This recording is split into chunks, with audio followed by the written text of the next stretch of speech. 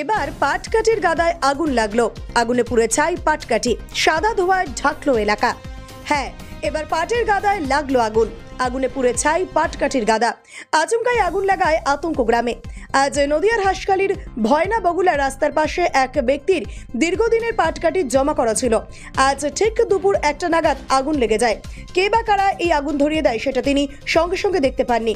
তবে স্থানীয় সূত্রে জানা যায় ওই রাস্তা দিয়ে যাচ্ছিল মাটি ভর্তি ট্রাক্টর, এবং এও জানতে পারা যায় যিনি ট্রাক্টর চালাচ্ছিলেন তিনি নাকি বিড়ি খেয়ে রাস্তার পাশে পড়ে থাকা পাটকাঠির গাদায় ফেলে দেয়। হঠাৎ ওই সময় এক ভদ্রমহিলা দেখেন সেখান থেকে ধোঁয়া বেরোচ্ছে। তখন তার চেঁচামেচি শুরু করার সঙ্গে সঙ্গে ছুটে আসে আশেপাশের লোকজন এবং পাশের বাড়িতে থাকা পাম্প লাগিয়ে জল দেওয়া হয়। সাধারণ লোকের চেষ্টায় কিছুক্ষণ পর সেই আগুন নিয়ন্ত্রণে আসে, তবে কোনো ক্ষয়ক্ষতি হয়নি বলেই জানা গিয়েছে।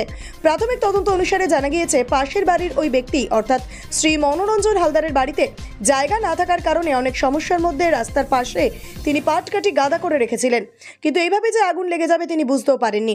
আমাদের ক্যামেরার সামনে কি প্রতিক্রিয়া দিলেন তা তুলে ধরছি আপনাদের সামনে। নদিয়ার হাসখালি থেকে সুমন আচার্যের রিপোর্ট, BCN বাংলা। একটা দেখছি এই আগুনটা কোথায় কি কারণে যদি লাগলো একটু বলুন। এখান থেকে ওই মাটি কাটা গাড়ি যাচ্ছে ট্রাক্টরওয়ালা বিড়ি খেয়ে খড়িপাতায় আগুন দিয়ে দিয়েছে। কার আগুন? খড়িপালাটা আমার। কি নাম আপনার? মনোরঞ্জন হালদার, মনা। কটার সময় ঘটনাটা ঘটেছিল? আগুন কটা হবে এই তো মোটামুটি মিনিট 10 হলো। তো আপনি এখানে খড়িপালা রেখে দিয়েছিলেন নাকি? হ্যাঁ, এখানে আজ 10 বছর ধরে দিচ্ছে খড়িপালা। দেখতে পেলো কে প্রথম? দেখতে পেলো ওই পাশের বাড়ি একটা মহিলা এখানে যাচ্ছিল, সে আপনাকে গিয়ে খবর দিল নাকি?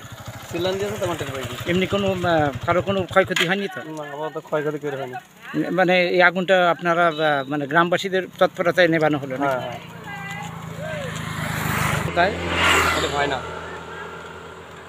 ভয়না পুকুর।